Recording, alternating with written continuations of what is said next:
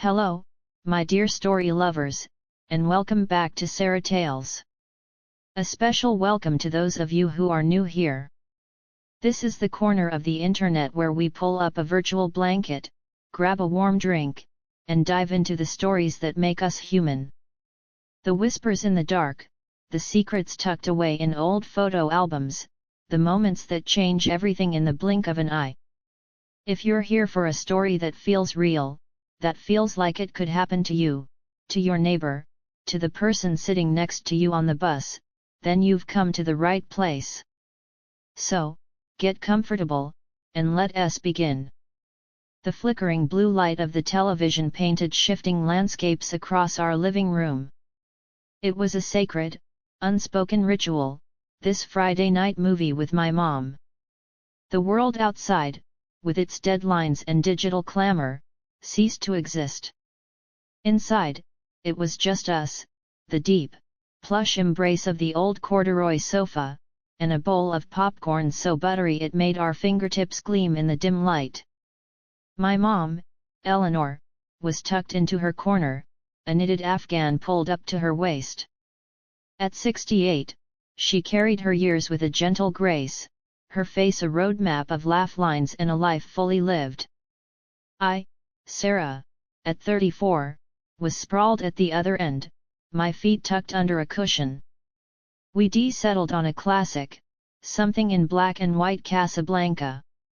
It was her favorite.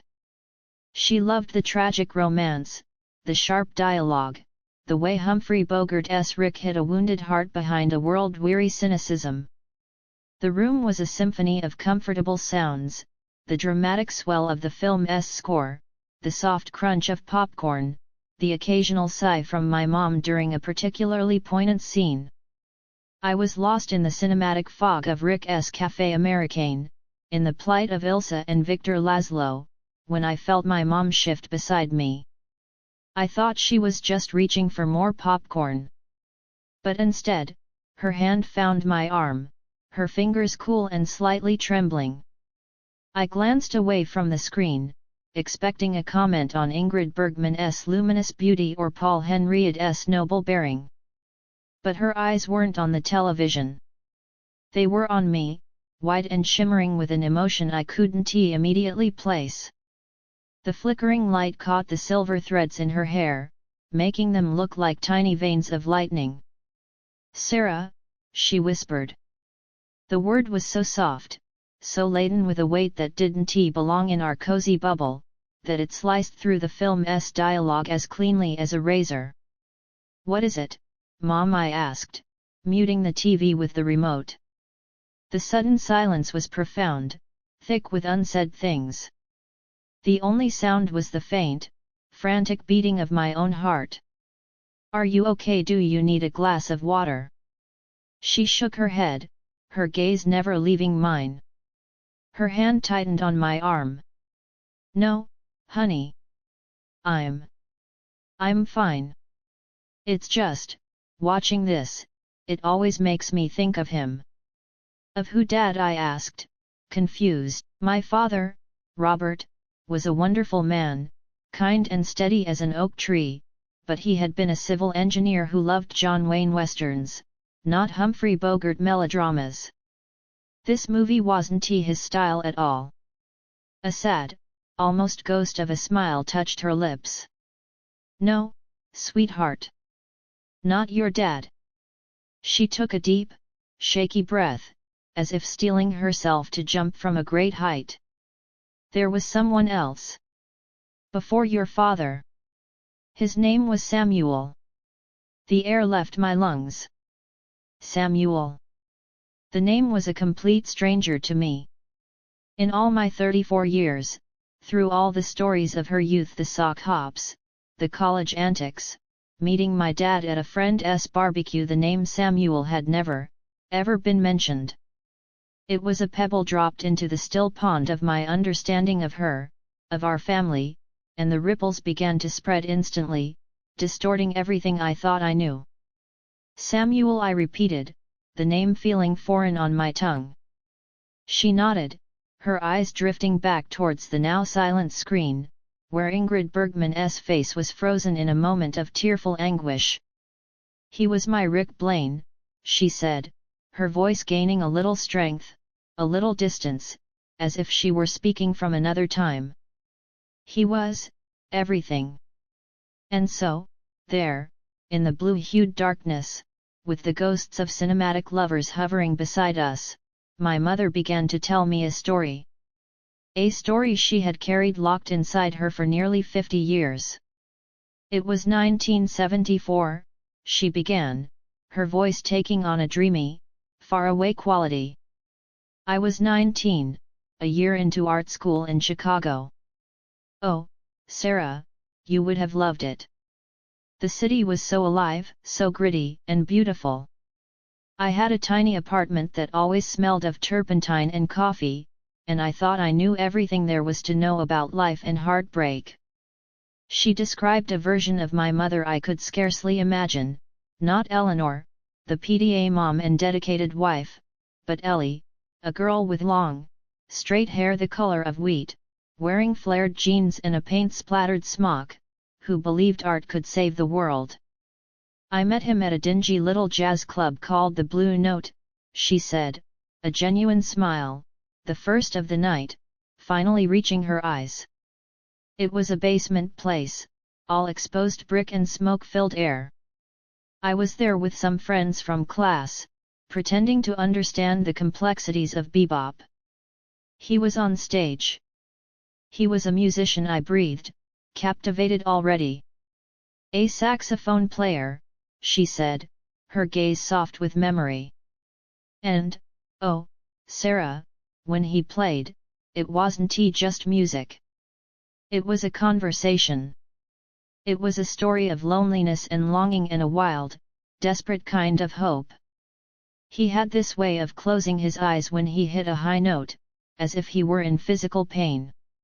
He had dark, curly hair that fell over his forehead, and the saddest brown eyes I'd ever seen. His name was Samuel Rossi.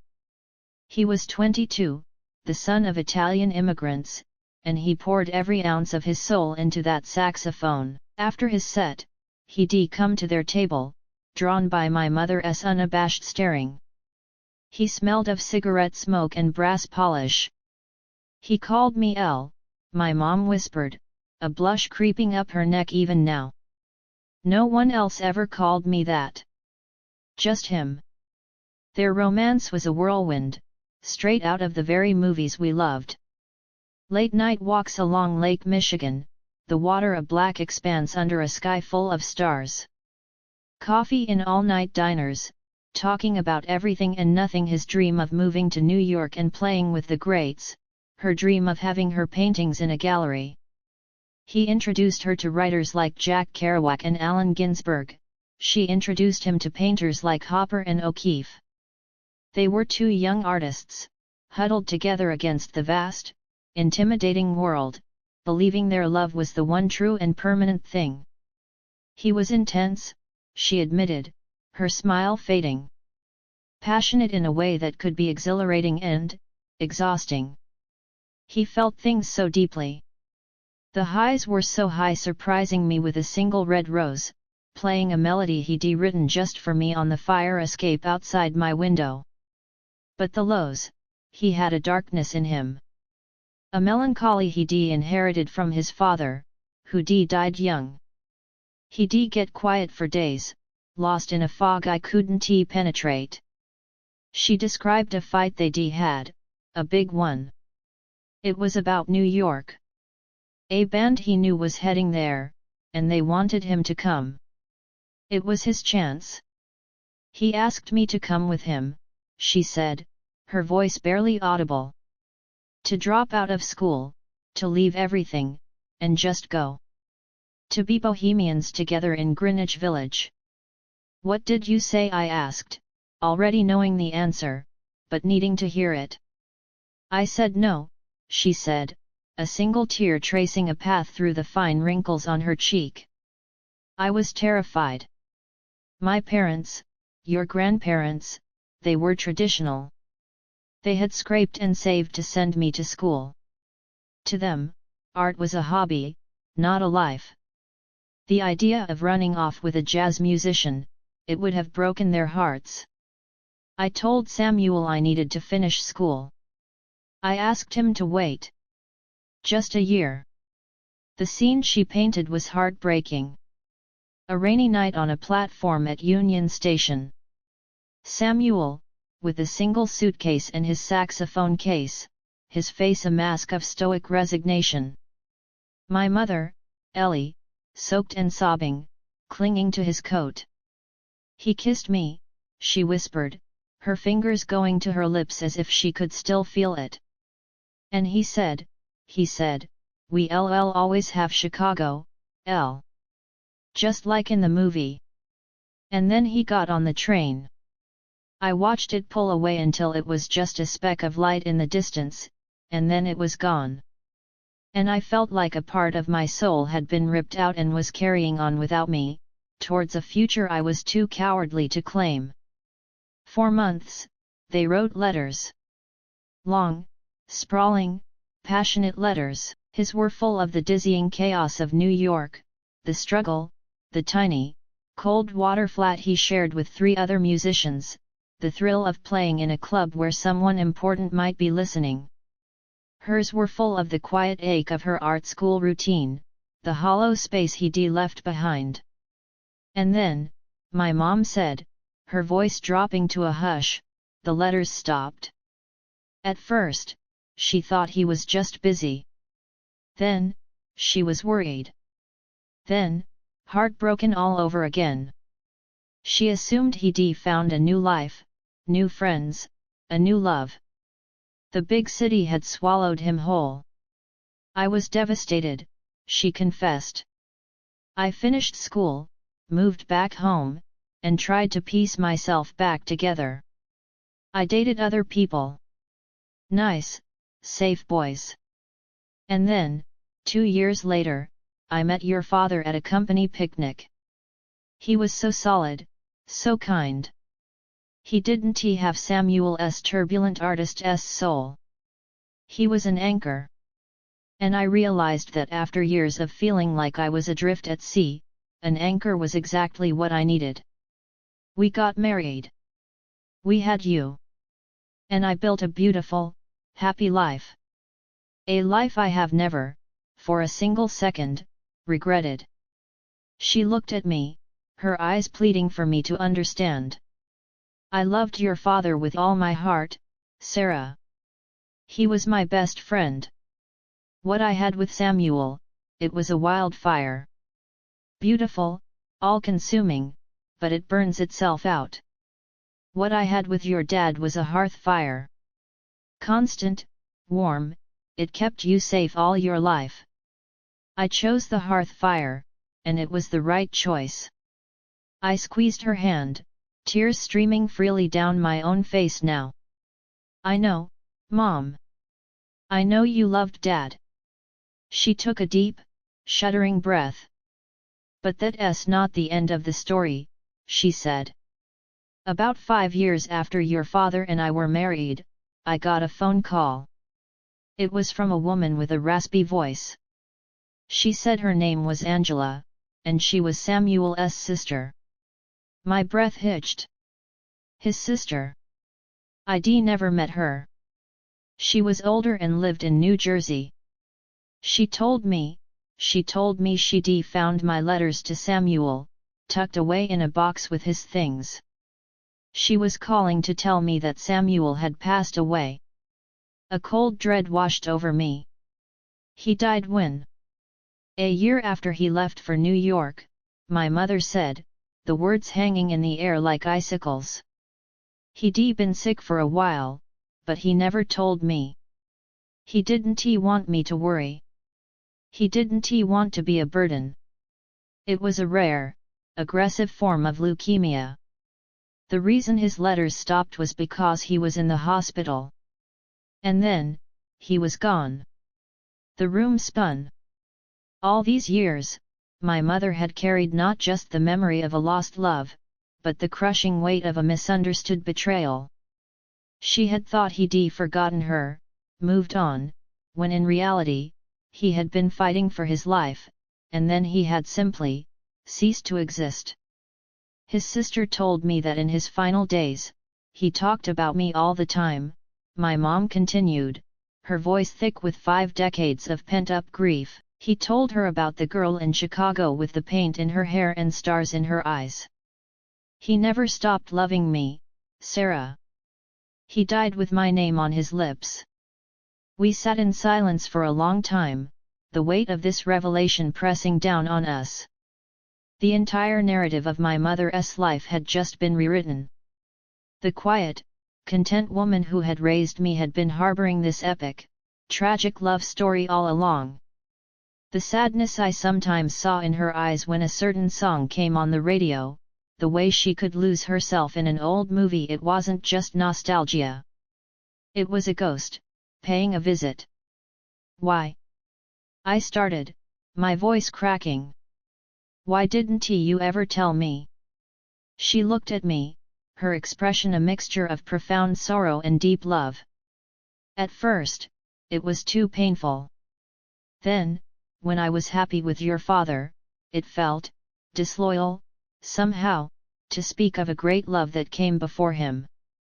And then, after your father passed away, I thought, what was the point? It was a story from another lifetime. It wouldn't change anything. It would just be a burden to you. It's not a burden, Mom, I said, wrapping my arms around her. She felt small and fragile in my embrace. It's a part of you.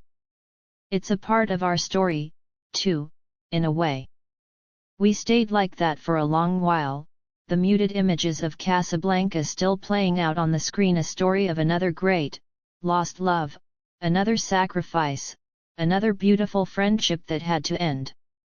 You know, my mom said softly, pulling back and wiping her eyes with a corner of the Afghan, watching this movie, I used to think our story was a tragedy. A love cut short by miscommunication and fate. But now I see it differently. How? I asked. I had 2 great loves in my life, she said, her voice steady now, filled with a hard-won wisdom. One taught me about passion, about the wild, untamable nature of the heart. He showed me how to feel things deeply, to see the beauty in the melancholy notes of a saxophone solo.